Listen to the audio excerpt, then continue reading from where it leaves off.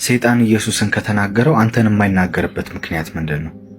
ጌታ ሆይ ይህንን ድምፅ ከጆሮዬ ላይ አጥፋልኝ፣ ጌታ ሆይ ይህንን የሰይጣን ድምፅ እባክህ አጥፋልኝ።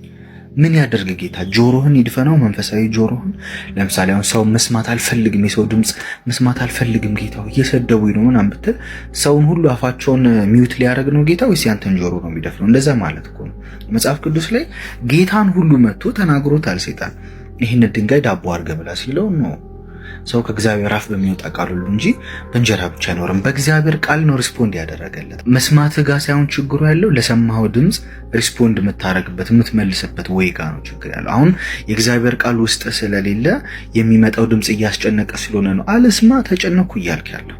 ሰይጣን ሲናገርክ በቃ ይሄን ድምፅ አጥፋልኝ እያልክ ያለው። ይሄንን ብታቅ ግን ሪስፖንድ ነው የሚደረገው እንጂ ድምፅ አለስማ የሚባል ነገር የለም። ስለዚህ ዶንት ዌስት ዩር ታይም። እግዚአብሔርን እያለቀሳችሁ ይሄን ነገር አጥፋልኝ የገጽሳችሁ ምናምን ታይማችሁ ዌስት አታርጉ። ሪድ ዩር ባይብል። መጣና አንተ እግዚአብሔር ልጅ ነህ አለው። አዎ እግዚአብሔር ልጅ ነኝ። ኦኬ ፕሩቭ እንድታረግልኝ እንድታረጋግጥልኝ ፈልጋለሁ። መጽሐፍ ቅዱስ ላይ ጥቅስ ከጠቀስክ አይቀር ይጠብቁ ዘንድ መላእክቱን ስላንተ ያዝልሃል፣ እግሮች በድንጋይ እንዳይሰናከሉ በእጃቸው ያነሷል ይላል። ስለዚህ አንተ እግዚአብሔር ልጅ ከሆንክ ከመቅደስ ጫፍ ላይ ዘለልና እነሱ ሲይዙክ ያን ያረጋግጣሉ አሉ። ኖ ለአንተ ለማረጋገጥ ብዬ ነው ያልዘለም። ይሄ እግዚአብሔር መፈታት ነው።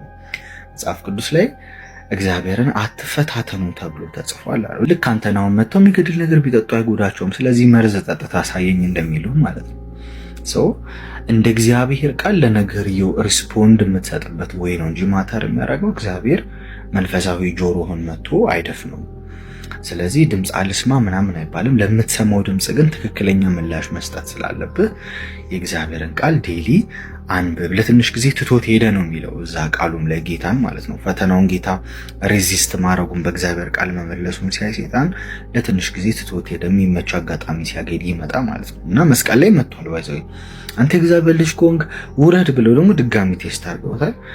ሪስፖንድ ያደረገው በቃ በአባቱ ፈቃድ መሰረት ነው። እና ለሚመጣው ድምፅ ሪስፖንድ ማድረግ መመለስ ነው እንጂ አልስማ አይባልም ማለት ነው። ስለዚህ አንብብ፣ እግዚአብሔር አንብብ ይልሃል፣ አንብብ ይልሃል እግዚአብሔር።